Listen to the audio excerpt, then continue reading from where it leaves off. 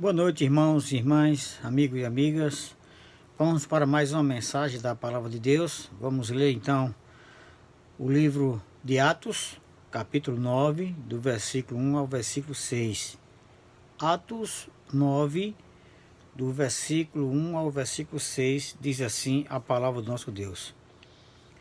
E Saulo, respirando ainda ameaças e morte contra os discípulos do Senhor, dirigiu-se ao sumo sacerdote e pediu-lhe cartas para Damasco, para as sinagogas, a fim de que se encontrasse alguns daquela seita, quer homens, quer mulheres, os conduzisse preso a Jerusalém.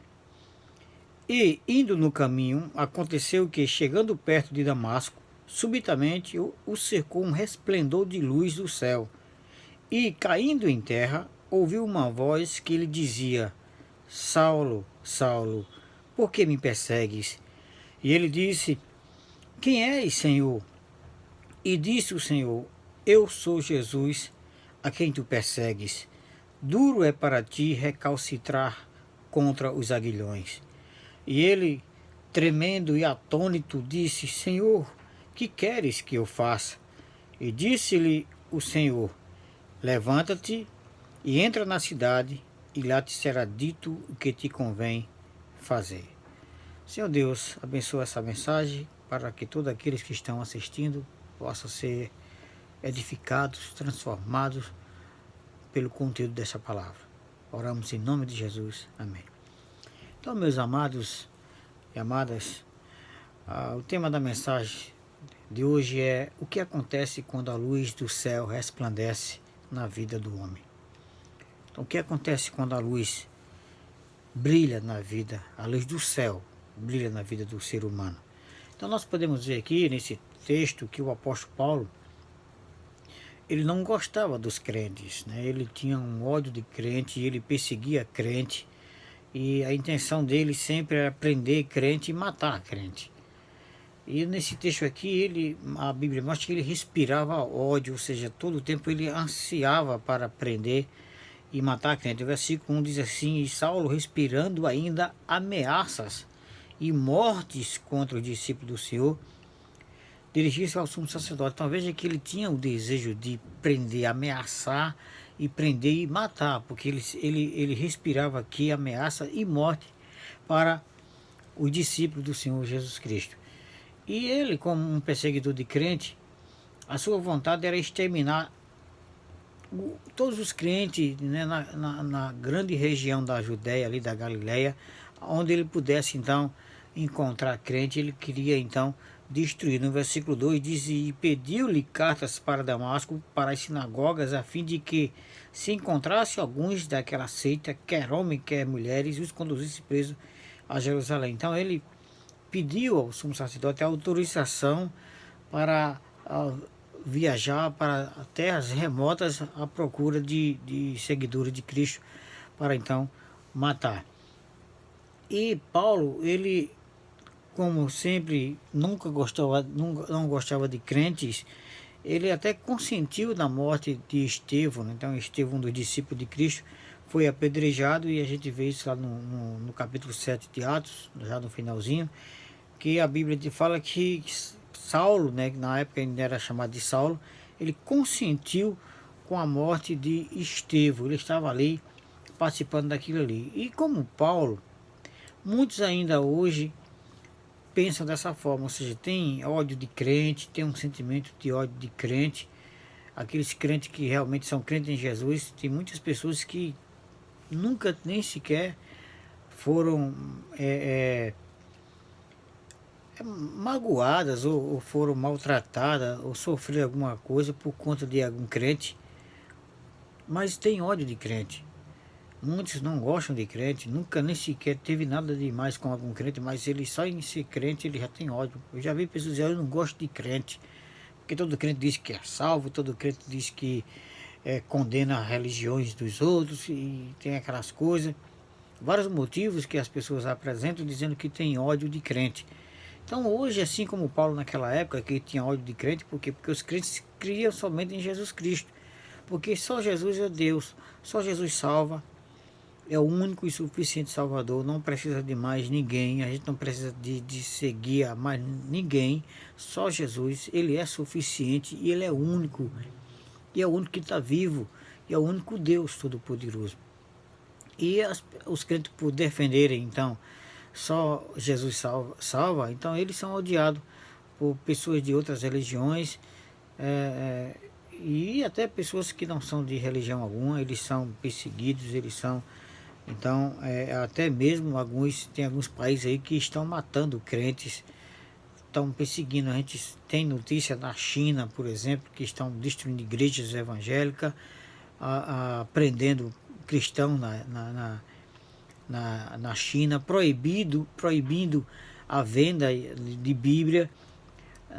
Em vários países da África também, igrejas são queimadas, destruídas, pastores são mortos, seus familiares são mortos, e outros países daí também, que principalmente de religiões muçulmanas, que não permite que os cristãos preguem a palavra de Deus. Ou seja, tem ódio aos cristãos, muitos querem realmente matar, e vai chegar o tempo, preparem-se os verdadeiros cristãos, vai chegar o tempo em que a perseguição vai aumentar.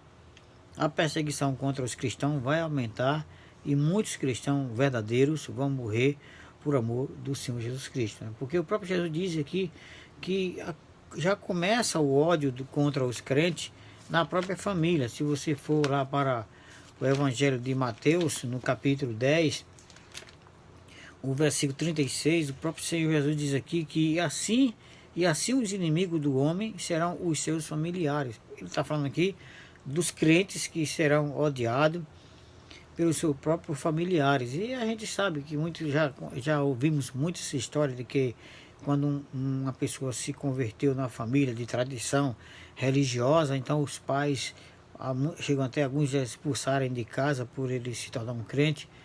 E até tem alguma religião aí, tem uma religião que quando um membro da família, se for um jovem, um filho, se ele se converter, então a família faz um sepultamento simbólico. Aquele filho morreu para aquela família porque entregou a sua vida a Jesus. Então vai chegar um tempo, né, e não está distante, já está acontecendo em alguns países, mas isso vai acontecer certamente no mundo inteiro, uma perseguição generalizada contra os verdadeiros cristãos.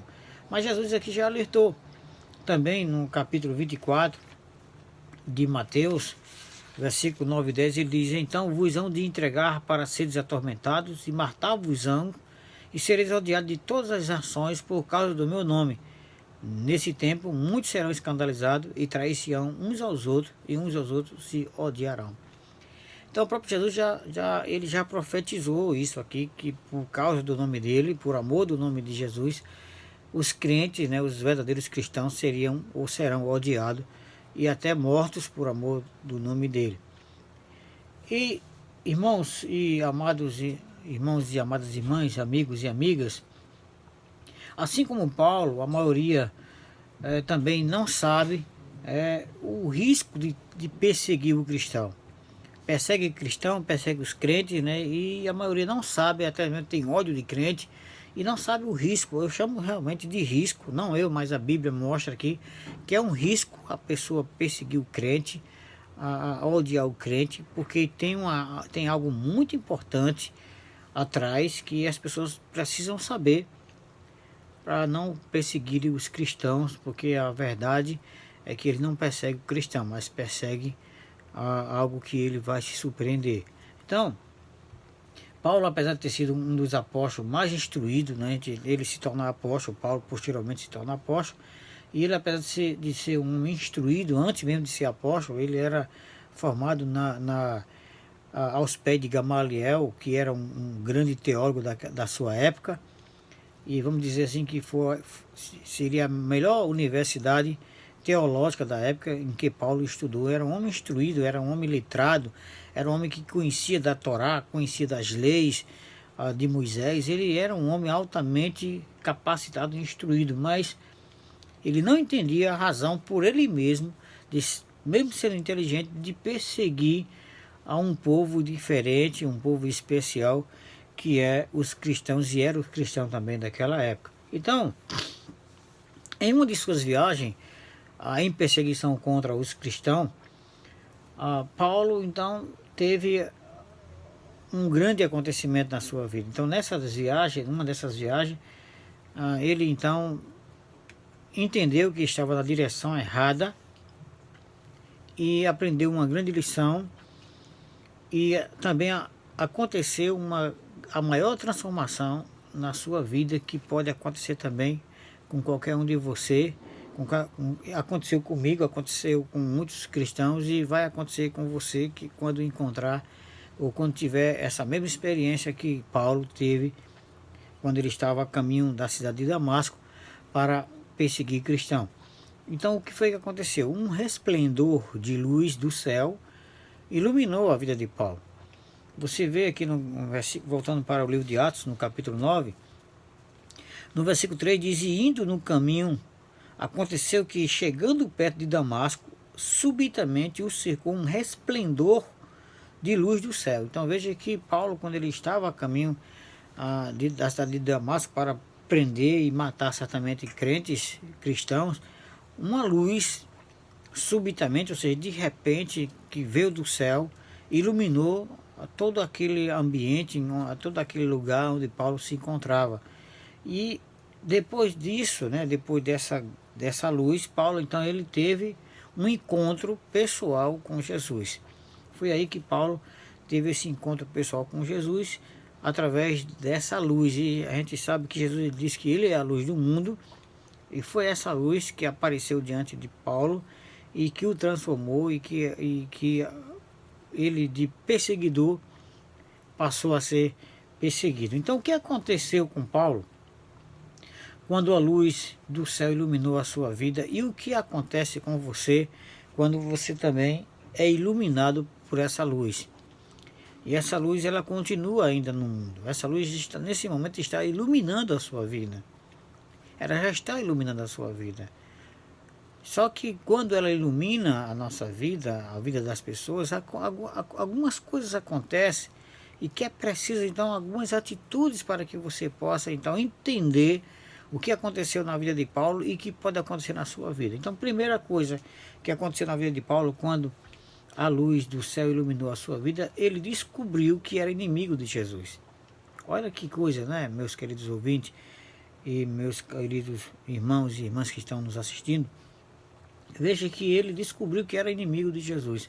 A Paulo, ele achava que era inimigo dos crentes, né? O versículo 1, ele respirava a ameaça de morte contra os discípulos de Cristo. Então ele tinha aquela vontade, o desejo dele era de prender, de matar crente. Ele vai lá e pede carta para ir até Damasco, nas sinagogas, a fim de que se encontrasse algumas pessoas do que ele chamava de seita. Então ele queria matar, ele queria destruir, ele queria prender. Então, nessa caminhada, nessa viagem dele para Damasco, algo muito tremendo aconteceu na vida dele, ou seja, uma luz do céu iluminou toda a sua vida. O versículo 3 diz: e indo no caminho, aconteceu que, chegando perto de Damasco, subitamente o cercou um resplendor de luz do céu. Então Paulo, a partir desse resplendor, quando ele então viu essa luz, ele entendeu que era inimigo de Jesus. Por que ele entendeu que era inimigo de Jesus? Porque quem persegue os crentes, quem tem ódio de crente, ele está perseguindo a Jesus Cristo, está perseguindo ao Senhor dos crentes. O próprio Jesus diz aqui, porque Paulo estava indo perseguir os cristãos, os crentes de Jesus. Aí Paulo, quando a luz cerca ele, quando a luz ilumina o seu caminho, ele então entende que ele estava perseguindo a Jesus. Aí Jesus fala aqui no versículo 4: e caindo em terra, ouviu uma voz que lhe dizia: Saulo, Saulo, por que me persegues? Olha, ele é iluminado com a luz do céu subitamente, e de repente uma voz que pergunta a ele: Saulo, Saulo, por que me persegues? Então Paulo, imagina aí, talvez se você que diz que não gosta de crente, que odeia crente, que diz que eu não gosto de crente, eu não quero saber da vida de crente, eu não quero conversa com crente, e tem ódio de crente, você muitas vezes sabe que você está odiando ao Senhor Jesus Cristo. Não porque eu estou me achando Jesus Cristo, não é isso. É porque nós amamos a Jesus, servimos a Jesus, e nós só queremos que você também ame a Jesus, que você sirva a Jesus. E os cristãos daquela época estavam nessa situação. Então, quando Paulo estava perseguindo os cristãos, Jesus apareceu a Paulo. Ele disse: Paulo, por que tu me persegues?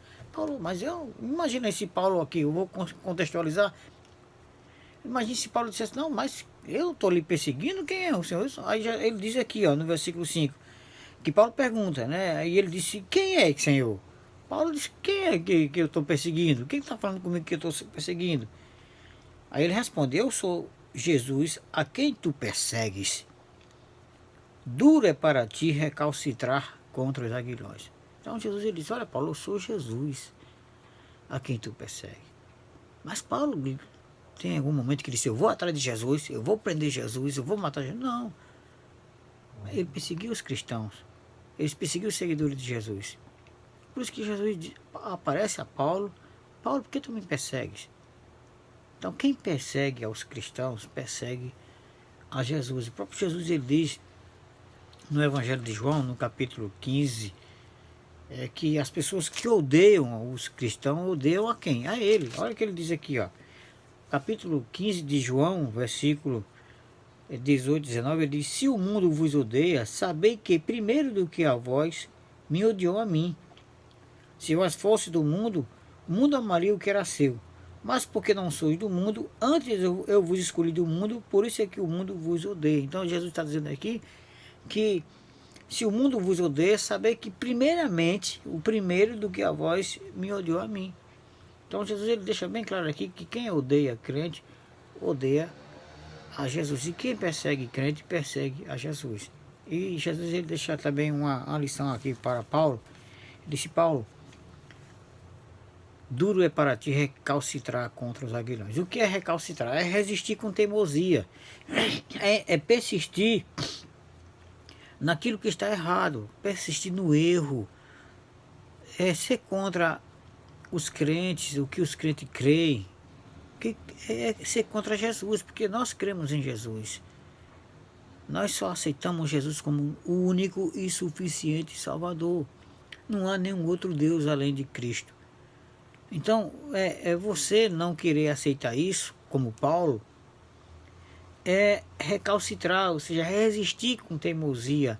E quando ele diz aqui recalcitrar, duro é para ti recalcitrar com os aguilhões, ele quer dizer aqui que ele estava como se estivesse dando murro em ponta de lança, né? Ou em ferrões de abelhas. Então isso é recalcitrar, é querer dar murro em ponta de faca, um termo mais popular. Então Jesus está dizendo: Paulo, tu está querendo brigar comigo, lutar comigo? Eu sou Jesus, Saulo. Paulo, eu sou Jesus a quem tu está perseguindo. Tu acha que vai ter alguma vitória nessa perseguição? Tu acha que vai ter sucesso nessa perseguição? Então, meu querido amigo, minha amiga, se você odeia crente, se você já persegue crente, tem raiva de crente, não faça isso. Porque o crente não faz nenhum mal por você. O crente, ele ora por você. O crente, ele deseja a sua salvação e da sua família. O crente deseja que você vá morar no céu também, quando você, então, partir dessa terra aqui.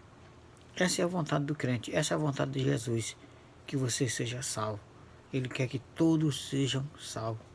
Ele diz: porque Deus amou o mundo de tal maneira que deu seu Filho unigênito, para que todos aqueles que nele crê não pereçam, mas tenha a vida eterna. Então Deus quer te dar a vida eterna. Os crentes oram para que você também conquiste a vida eterna.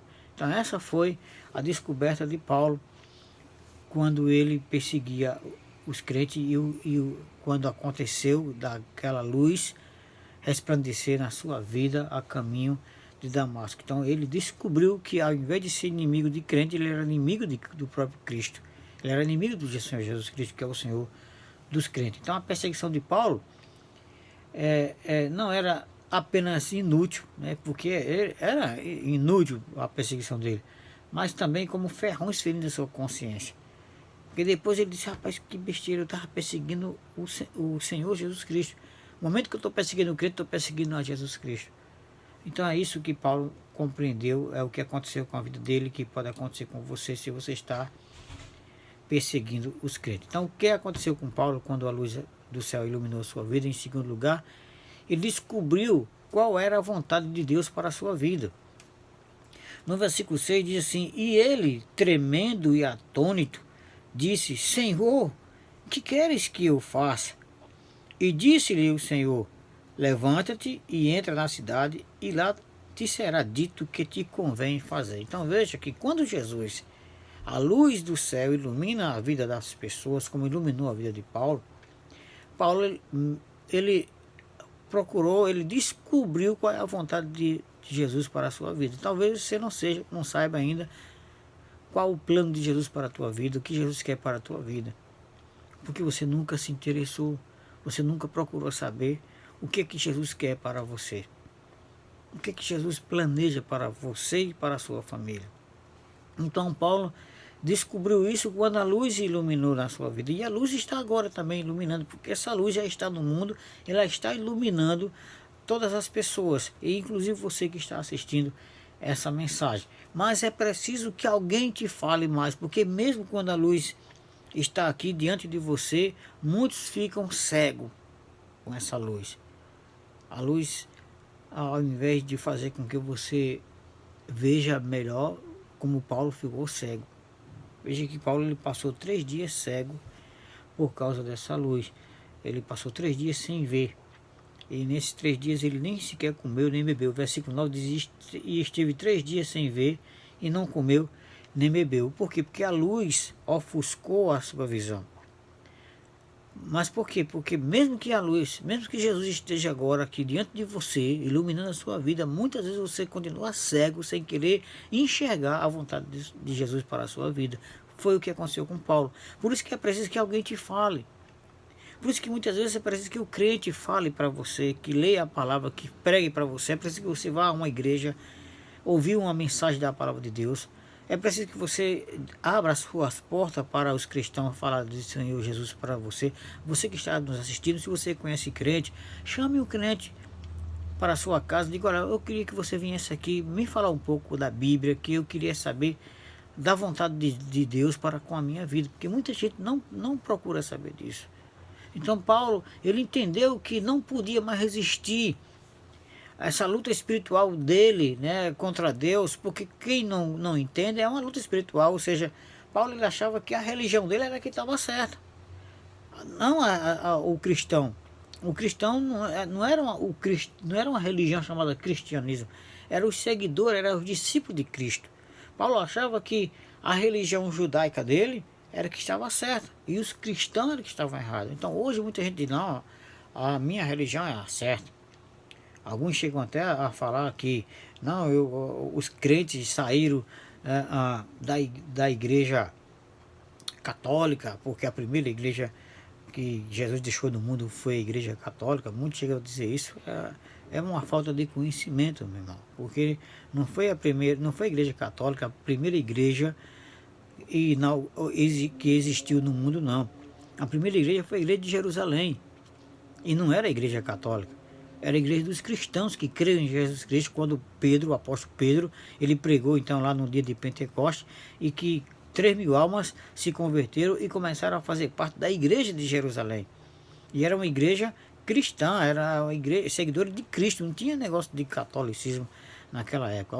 A igreja católica ela veio surgir no ano 320, com o imperador Constantino, que ele supostamente aí, ele disse que se converteu e fez então esse casamento do Império Romano com o cristianismo falso, o cristianismo já interesseiro de alguns, não o cristianismo, mas algumas pessoas interesseiras em ter poderes no reino, no império. Então aceitaram então esse casamento de Constantino com a igreja, com o cristianismo naquela época. Então, mas o assunto não é esse. Então o que acontece é que muita gente pensa que a sua religião é que é a certa, e então persegue os outros. É como o islamismo, por exemplo, né? O Estado Islâmico, que tem matado muito cristão, porque acha que só eles, que a religião dele é que está certa, o cristão tem que morrer.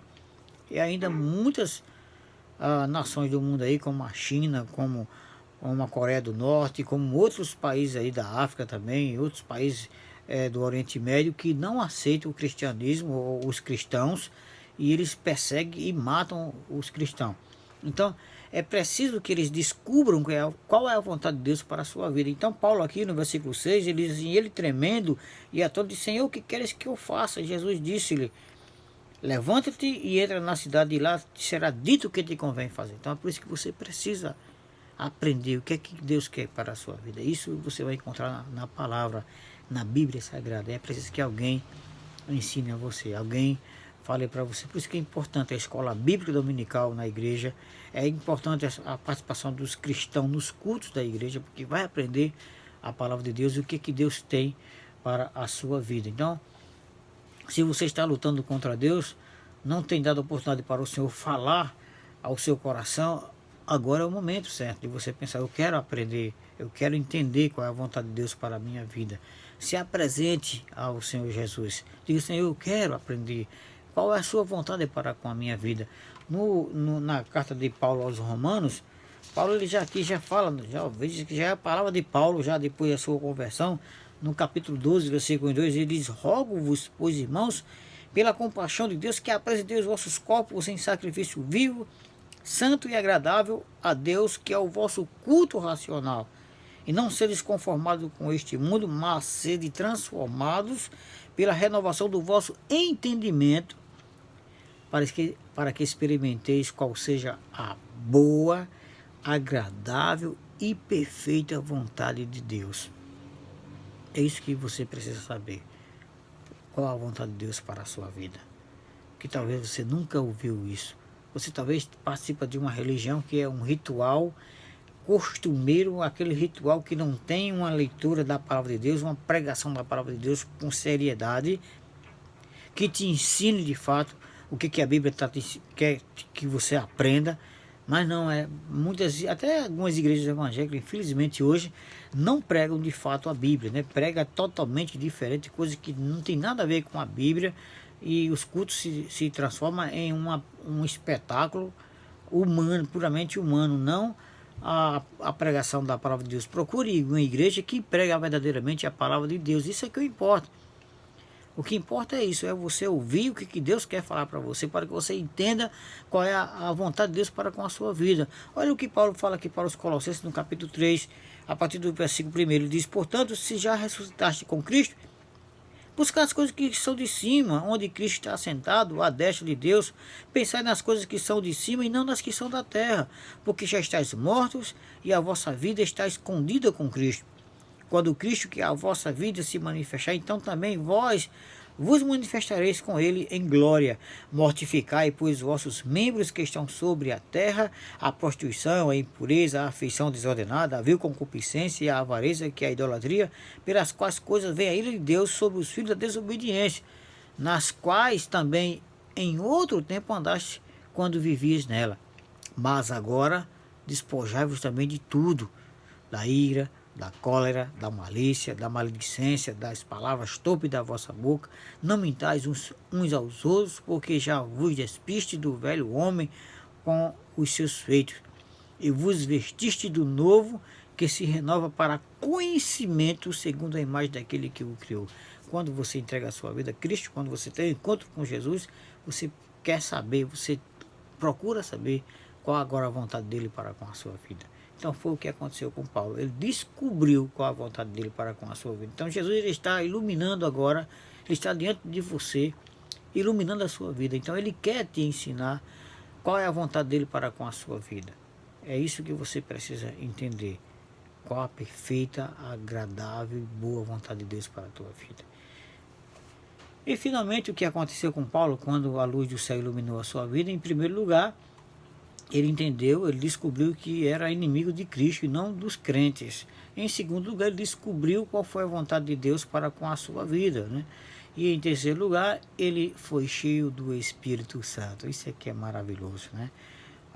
Voltando aqui para o livro de Atos, no capítulo 9, do versículo 15 ao 17, a gente vai ver aqui que Paulo foi cheio do Espírito Santo. Ele diz aqui, ó, a Bíblia diz, e disse-lhe, porém, o Senhor, vai, porque este é para mim um vaso escolhido para levar o meu nome diante dos gentios e dos reis e dos filhos de Israel, e eu lhes mostrarei quanto deve padecer pelo meu nome.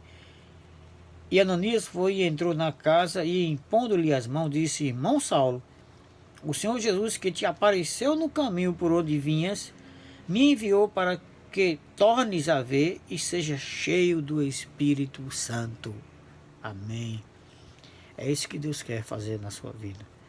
Quando a luz do céu ilumina a tua vida, Jesus quer encher a tua vida com o Espírito Santo. Ele quer derramar sobre a tua vida o Espírito Santo. Então Paulo, mesmo diante da luz, ele andava ainda na escuridão. O versículo 8 e 9 mostra que ele ficou cego durante 3 dias.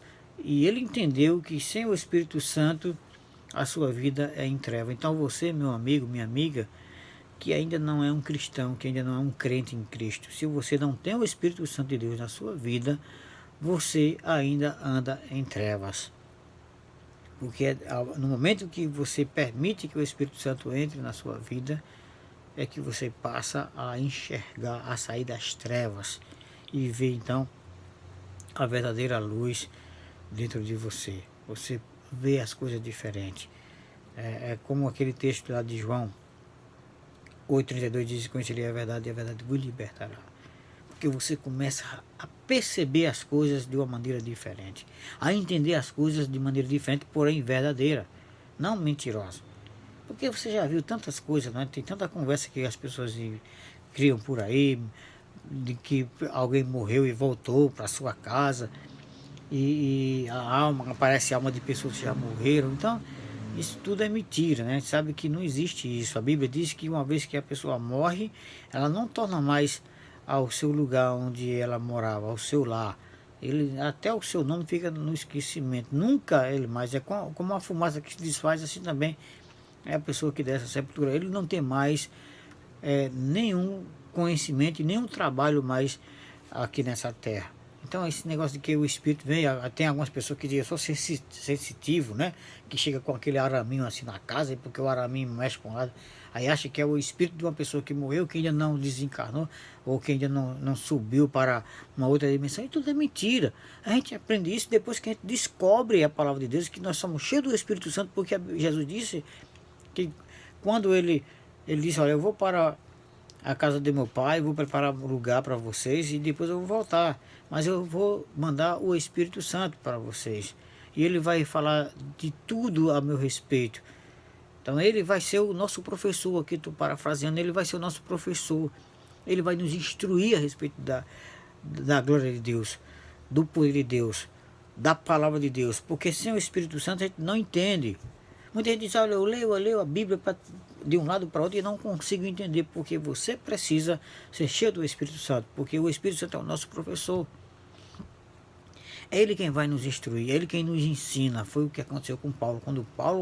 Quando Ananias disse: Paulo, então Deus me mandou aqui falar com você, Jesus que encontrou com você na estrada por nos servir, mandou eu vir aqui e ele quer que você seja cheio do Espírito Santo.